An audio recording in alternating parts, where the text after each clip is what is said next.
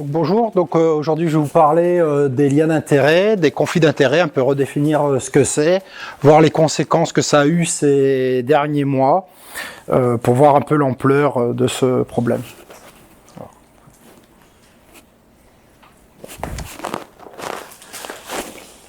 Donc, les conflits d'intérêt, c'est pas nouveau. Déjà à l'époque des Grecs et des Romains, ils avaient déjà remarqué que des personnes qui étaient en charge de l'État préféraient leurs liens personnels aux intérêts communs. Donc c'est un problème qui est ancien, qui a déjà été analysé depuis longtemps et qui est toujours d'actualité. Donc tout d'abord, avoir des liens, c'est tout à fait normal. Là, il n'y a rien de répréhensible. On a une activité professionnelle, familiale, personnelle, et donc on a des liens avec des personnes, avec des entreprises. Ceci ne pose pas de problème. Donc si on regarde la HAS, qu'est-ce qui définit comme lien? Les liens peuvent être matériels ou moraux. Donc matériel, c'est relativement simple, c'est une rémunération, de l'argent, des avantages en nature, voyage, hôtel de luxe. Mais ça peut être aussi moral. On peut aussi des fois avoir des intérêts pour une promotion, une reconnaissance à titre personnel ou pour un groupe. On va dire il y a des personnes qui peuvent être dans le prosélytisme et dans ce cas-là favoriser un groupe, une pensée, une discipline. Le lien peut être direct pour soi-même ou indirect, par exemple quelqu'un de sa famille. Autre point, c'est que l'intérêt peut être actuel, ça c'est très simple, ancien ou éventuellement un avantage qu'on va avoir dans le futur. Souvent, on reconnaît le lien, on va dire, sur une durée de 5 ans. C'est-à-dire qu'on doit déclarer ces liens sur une durée de 5 ans. Donc ça, c'est la HAS. Et donc, par moment, ces liens vont rentrer en conflit avec une prise de décision. On ne va plus être objectif et donc on va faire passer ses intérêts personnels avant l'intérêt commun.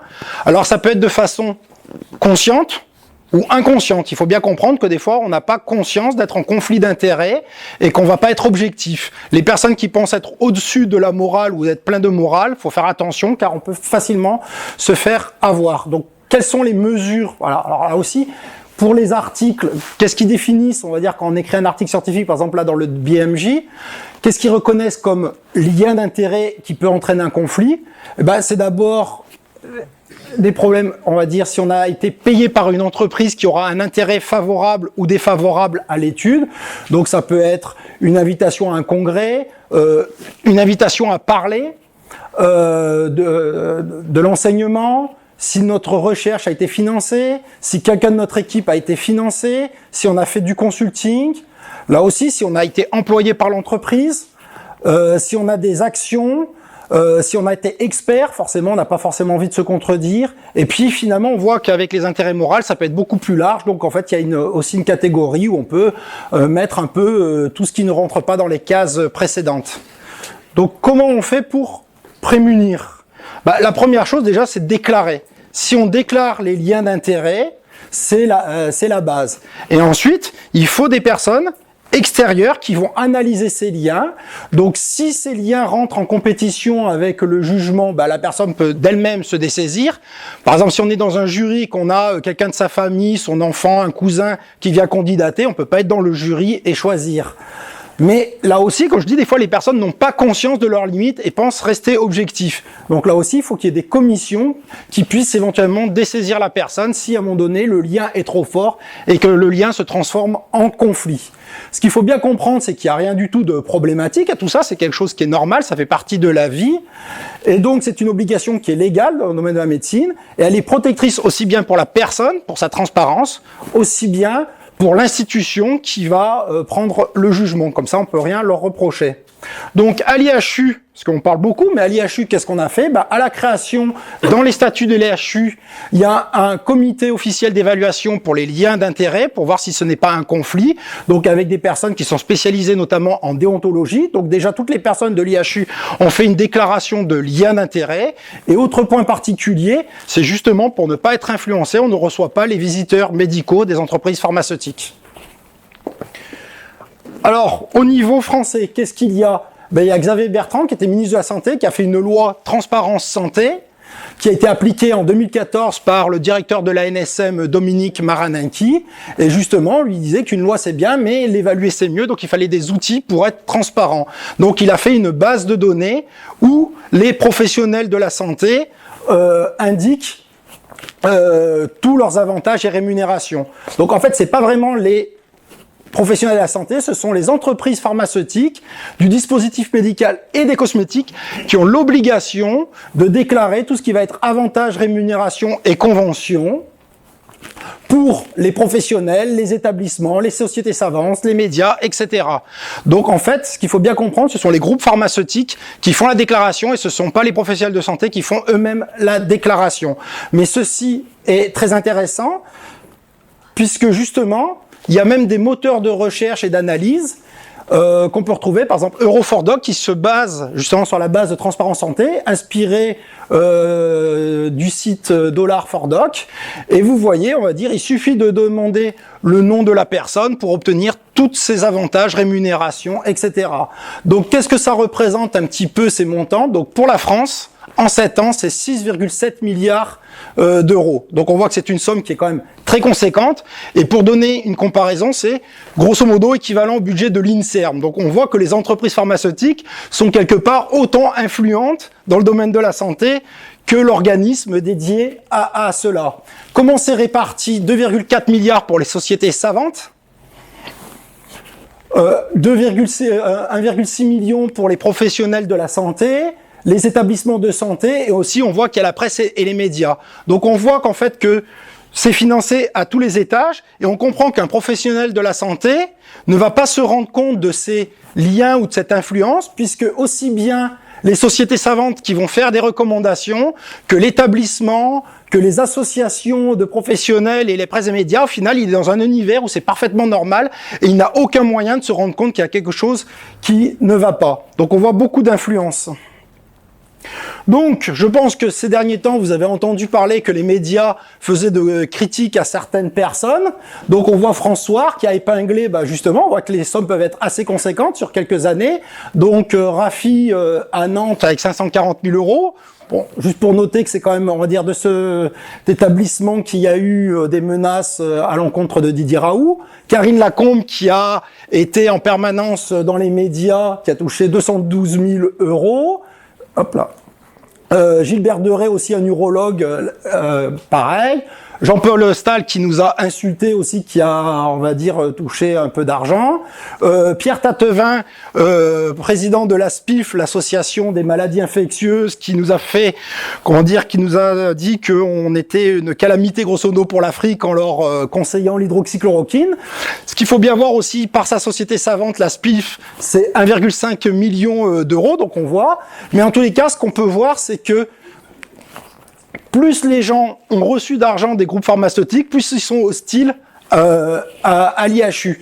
Et les deux personnes sur lesquelles on va revenir, François-Xavier Lescure et Yazdan Pana, aussi qui ont fait au début la promotion du Remdesivir. Donc, Yanis Roussel a étudié un peu la position des personnes vis-à-vis de l'hydroxychloroquine en fonction de leur lien d'intérêt. Il y a une claire corrélation. Plus vous touchez d'argent des entreprises pharmaceutiques, plus vous êtes hostile à l'hydroxychloroquine. Mathieu Millon a fait une analyse, c'est qu'il y a 164 études qui font les relations entre la Covid et l'hydroxychloroquine, le traitement à l'hydroxychloroquine. On voit en vert qu'il y a quand même beaucoup d'études positives et quelques-unes en rouge qui sont défavorables. Et là aussi, quand on fait une analyse statistique, on voit bien que le facteur le plus discriminant, c'est le lien d'intérêt. C'est-à-dire que si vous avez vous êtes payé par une entreprise pharmaceutique, vos études créent un biais où vous êtes négatif. Et si vous n'avez pas de lien, on va dire vous êtes plutôt favorable. Donc on voit qu'en tous les cas, que le lien d'intérêt est un facteur majeur de biais dans les études. Alors, qu'est-ce que ça a eu comme conséquence là aussi? Là, vous voyez, Didier Raoult, il tweet. Donc, au mois d'avril, il avait déjà alerté sur le Remdesivir, que c'était une molécule qui était inefficace, chère, qui n'était pas utilisable puisque un antiviral avec les effets secondaires en phase précoce. Et en plus, ça, il faut le donner par perfusion. Donc, c'est une molécule qui n'a pas d'intérêt. Il l'a redit au mois de juin lors de son audition à l'Assemblée nationale sous serment, où il disait qu'il y avait un problème entre le Remdesivir et les liens d'intérêt. Et pourtant, au mois d'octobre, qu'est-ce qu'on reçoit dans la boîte aux lettres, par mail? Un message d'alerte rapide sanitaire signé par Jérôme Salomon où il nous dit profitez, c'est les soldes, remdesivir gratuit à l'hôpital avant la fin de la RTU. Ce message a été confirmé quelques jours après par Gilead, qui, on va dire, est le laboratoire pharmaceutique du remdesivir, où il nous dit aussi il y a des stocks à l'Europe, et l'Europe en a acheté, profitez-en, c'est gratuit en hôpital. Donc, bien sûr, quelques jours après, l'OMS n'a plus recommandé le remdesivir, donc on peut se poser la question, c'est comment ça se fait qu'une molécule dont on a alerté, que tout le monde savait qu'elle était inefficace, posait des problèmes, que encore au mois d'octobre, on reçoit de la publicité pour donner des perfusions d'un médicament inefficace avec des effets secondaires. Donc on s'est intéressé un peu plus aux personnes qui ont fait la promotion du remdesivir. Donc là, c'est la déclaration des liens d'intérêt des personnes de Paris pour les recommandations de traitement pour la Covid. Donc là aussi, on remarque que Karine Lacombe ne déclare aucun lien, alors qu'il y a 212 000 €, on va dire, sur Transparence Santé, donc il faudra peut-être éclaircir là-dessus. Par contre, de façon intéressante, François-Xavier Lescure et Yazdan Pana déclarent des liens d'intérêt avec le laboratoire Gilead. Pourtant, dans le premier article sur un des premiers cas traités avec le remdesivir en France, par Xavier Lescure et Yazdan Pana, ni Xavier ni Yazdan ne déclarent de lien. Sous pression, on va dire, de certains collègues, ils ont fait François-Xavier Lescure a fait un erratum pour déclarer ses liens d'intérêt avec Gilead, un peu tardivement, mais il l'a fait. Par contre, Yazdan Pana n'a toujours pas trouvé le chemin de la rédemption. Alors, on pourrait dire que c'est un oubli, mais voici un peu les articles de Yazdan Pana et de François-Xavier Lescure. Et là-dessus, sur aucun de ces articles, Yazdan Pana n'a indiqué ses liens d'intérêt alors qu'il en déclare à la PHP. Donc Lescure est sur le chemin de Damas pour la rédemption. Yazdan Pana cherche toujours son chemin. Et là aussi, comme je vous ai dit, le lien peut être direct ou indirect, et on sait que Nathan Peffers-Madja, qui est l'ancien étudiant de Yazdan et qui travaille maintenant avec lui, qui a eu beaucoup de promotions là-dessus, et qui est très très proche, a fait des études sur l'hydroxychloroquine en prenant certains articles sélectionnés défavorables, mais je pense que les liens indirects aussi devraient être indiqués pour plus de clarté.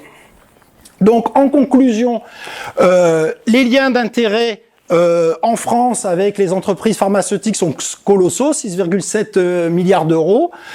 Ça touche, on va dire, toutes les strates du système, aussi bien les sociétés savantes, les professionnels, les associations, les établissements. Donc c'est très difficile aux personnes de se rendre compte qu'ils sont forcément dans une situation de conflit, d'autant plus que certaines personnes, lorsqu'ils ont été interrogés par les médias à propos de ces liens, ont dit bah non, je les ai déclarés par Transparence Santé. Je rappelle que ce n'est pas eux qui les déclarent, ce sont les entreprises pharmaceutiques. Et c'est pas parce que c'est écrit quelque part que quand vous vous présentez dans une commission, ça ne vous oblige pas à déclarer vos liens et à vous présenter en tant que tel. Ou même, on va dire, dans les médias, vous ne pouvez pas parler, faire la promotion d'un médicament quand vous avez un lien direct. Vous n'êtes pas objectif et les gens qui pensent être objectifs se trompent. Donc ceci peut expliquer comment on arrive à des aberrations, on a une molécule totalement inoffensive qui ne bénéficie même pas d'une RTU, alors que le remdesivir parfaitement inefficace, voire dangereux, a obtenu une ATU. Donc ces liens, on va dire, ont des conséquences parce que ça influence la science. On a bien vu les articles comme le Lancet Gate qui sont passés, la pratique médicale, les choix médicamenteux, même la politique, et en plus dans un contexte d'épidémie politique et tous les intérêts financiers, ces liens sont encore plus exacerbés. Donc voilà, donc on voit que ces problèmes sont anciens, que déjà La Rochefoucauld disait que les vertus se perdent dans l'intérêt comme les fleuves dans la mer. Merci.